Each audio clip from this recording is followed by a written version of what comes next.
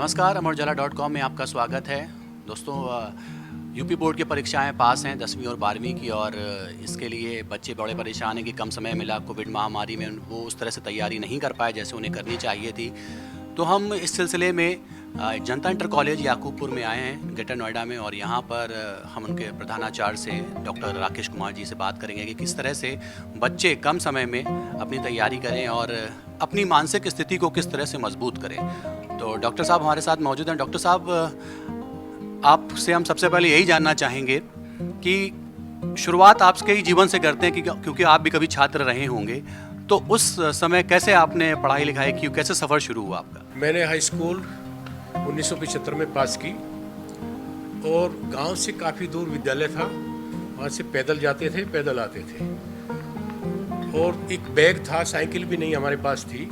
उन परिस्थिति में हमने हाई स्कूल पास की। उसके बाद कक्षा 11 में हमने एडमिशन लिया। वहाँ घर वालों ने एक पुरानी साइकिल मुझको दी। साइकिल देने के बाद में उसमें हमने ठीक ठाक कराई। उसके बाद में हमने 11वीं 12वीं दूसरे विद्यालय से की, लगभग 5 किलोमीटर दूर वो विद्यालय मेरा था। उसके बाद में ग्रेजुएशन में गया। ग्रेजुएशन में मैंने मुजफ्फरनगर में एडमिशन लिया, एसडी कॉलेज मुजफ्फरनगर में। वहाँ मैंने हॉस्टल लिया, हॉस्टल में रह के पढ़ाई की। उसके बाद ग्रेजुएशन के बाद में पोस्ट ग्रेजुएशन मैंने मेरठ यूनिवर्सिटी कैंपस से की। एमए एमफिल और पीएचडी मैंने मेरठ यूनिवर्सिटी कैंपस से की, और काफ़ी कम खर्चे में, क्योंकि मैं किसान परिवार से हूँ। किसान परिवार की इतनी आमदनी नहीं होती, तो जितना मुझे खर्चा मिलता था उसी खर्चे में मैं अपना काम चलाता था। और उन्हीं परिस्थितियों में, क्योंकि मेरे माँ बाप पढ़े लिखे नहीं थे, जो मैं आगे बढ़ा अपने दोस्तों के, और जो मेरे आगे सीनियर थे उनके सारे में आगे बढ़ा, और आज इस मुकाम पर हूँ, आपके पास बैठा हूँ। बिल्कुल, चूँकि अभी महामारी चल रही है और महामारी के दौर में बड़ी समस्याओं का सामना करना पड़ा, तो जाहिर सी बात है ऐसे में कॉलेज को भी कई समस्याएं आई होंगी, छात्रों को भी आई हैं, तो कॉलेज को भी आई होंगी। तो किन किन तरह की समस्याएं पेश हुई आपके सामने? देखिए, सबसे पहले तो जो महामारी आई कि ये देखा कि बच्चों की पढ़ाई कैसे होगी, कि ये साल तो खराब जाना ही है, ये साल बर्बाद होना बच्चों का। लेकिन धीरे धीरे स्थिति संभाले में आई, और उसके बाद में गवर्नमेंट ने एक आदेश दिया कि आप 50% बच्चों को विद्यालय में बुलाएं। 50% भी वे बच्चे आएंगे जिनको गार्जियन परमिशन देंगे, अभिभावक परमिशन देंगे, और बाकी बच्चे जो है ऑनलाइन पढ़ेंगे। ऑनलाइन का मतलब है जिनके पास मोबाइल है, इंटरनेट की सुविधा है, लैपटॉप की सुविधा है। लेकिन मेरे यहाँ 90% बच्चे जो हैं वो गरीब तबके से आते हैं। उनके पास मोबाइल नहीं है, स्मार्टफोन नहीं है। यदि है तो किसी के पास, गार्जियन के पास है, वो अपना ड्यूटी पे चला जाता है, सुबह निकल जाता है 8 बजे, शाम को 8 बजे आता है ड्यूटी से। हम लोग जो व्हाट्सएप ग्रुप है या वैसे भी भेजते थे, तो बच्चा शाम को आके अपने फादर से देखता था, फिर उसके बाद में टीचर से पूछता था क्वेश्चन, टीचर उसको बताते थे। मैंने अपने टीचर से सावधान किया था, बच्चा किसी भी टाइम आपसे कोई क्वेश्चन पूछे तो आप उसका जवाब दीजिए और उसको पढ़ाई का मैटर भेजिए। जो कोर्स पूरा कराया जा रहा है, या किस तरह से फिर आपने उस चीज़ को पूरा किया? देखिए, गवर्नमेंट ने 30% तो सिलेबस कम कर ही दिया।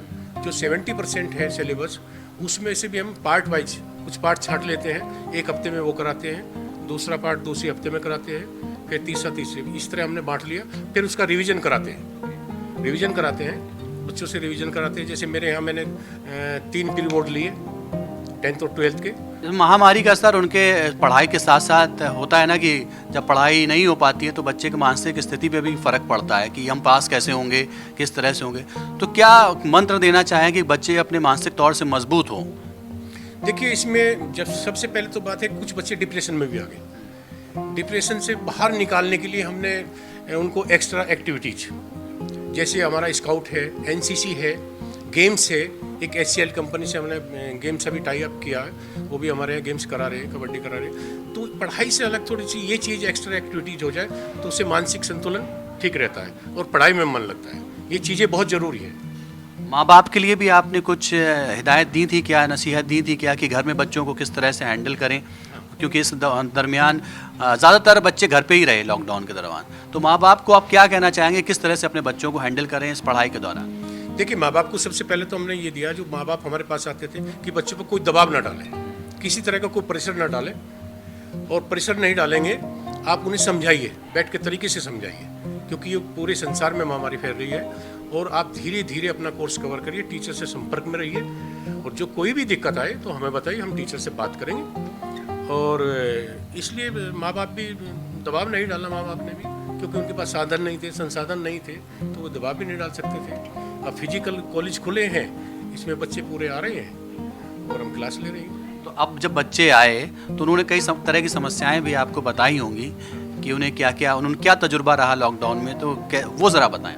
उसमें लॉकडाउन में जब ऑनलाइन पढ़ाई होती थी, हम उसमें व्हाट्सएप ग्रुप पे डालते थे कि हमने जैसे ऑनलाइन टेस्ट लेते थे, टेस्ट की यदि कॉपी आप नहीं ला सकते तो विद्यालय में हमने बॉक्स बना रखा था कि आप उस बॉक्स में डाल दीजिए, मेरा टीचर आएगा, वो घर ले जाएगा, चेक करेगा और आपको उसके आंसर देगा।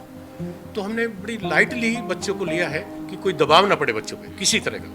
हम किसी तरह का ये नहीं कि आप फेल हो जाएंगे या इस तरह हो जाएंगे, क्योंकि यदि बच्चों पे दबाव डालेंगे, इस तरह करेंगे, तो वो बच्चा डिप्रेशन मानेगा, उसके चांस ज़्यादा रहते हैं। कि हमारा काम ही ये है कि बच्चों को डिप्रेशन से बाहर निकालें। उन्हें बताया पढ़ाई इतनी ज़रूरी नहीं जितना ज़रूरी आपका मानसिक संतुलन है। और मानसिक संतुलन जब होगा जब आप खेल में भाग लेंगे, एक्स्ट्रा एक्टिविटीज़ में। स्काउट का हमने कैंप कराया है, एनसीसी का कैंप मेरे यहाँ 2 दिन हुआ बच्चों का, तो उससे बच्चे काफ़ी उभर के आए, मानसिक संतुलन उनका ठीक हुआ। तो अभी क्या कहना चाहेंगे, बहुत समय कम है, एग्ज़ाम्स के लिए बहुत समय कम है, तो अभी क्या आप सूत्र मंत्र देना चाहेंगे बच्चों को कि किस तरह से वो तैयारी करें? देखिए, हम लोग, जहाँ तक मेरी अपनी बात है, मैं अपने टीचर को बैठा के ये बताया कि आप कम से कम 10 साल के क्वेश्चन पेपर ले लीजिए।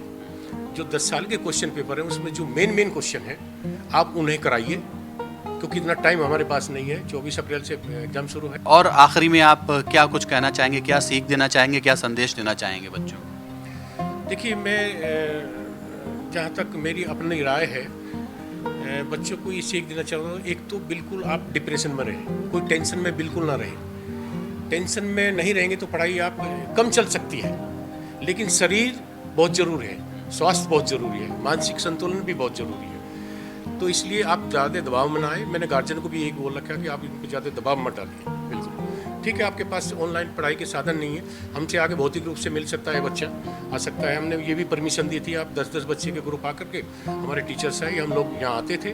जब गवर्नमेंट ने परमिशन दी तो बच्चे आते भी थे हमारे पास, कुछ भौतिक रूप से हम उनको बताते भी थे, लेकिन सोशल डिस्टेंस की वजह से 10-10 बच्चों को ग्रुप में हम बुलाते थे। तो टेंशन में बिल्कुल ना रहे, तनाव में बिल्कुल ना रहे। बिना तनाव रही तो आप एग्जाम दीजिए। इसके कुछ टिप्स बताइए कि किस तरह से तनाव में ना रहे बच्चा। देखिए, एक तो बहुत टाइम कम है बच्चों के पास। जो खास टॉपिक हैं बच्चों के, एक तो उनकी तैयारी कर लेनी चाहिए खास टॉपिक की। ज़्यादा डीपली में नहीं जाना चाहिए, ज़्यादा डीपली में जाएंगे तो आप एग्ज़ाम नहीं दे पाएंगे, ना तैयारी कर पाएंगे। तो आप लाइटली और बड़ी बिल्कुल मानसिक संतुलन ना बिगाड़ करके तो आप डीपली पढ़ाई में ना जाए। अब आप जो आपके 10 साल के पेपर हैं, हमने बच्चों को बोल रखा 10 साल के पेपर उठा लीजिए, खास क्वेश्चन उसमें आप तैयार कर लीजिए। मतलब आपने तरीका भी बताया है कि बच्चों को कि अगर आप नहीं पढ़ पाए हैं, सिलेबस पूरा नहीं हो पाया है, तो आप इस तरह से भी तैयारी कर सकते हैं। बहुत बहुत धन्यवाद राकेश कुमार जी।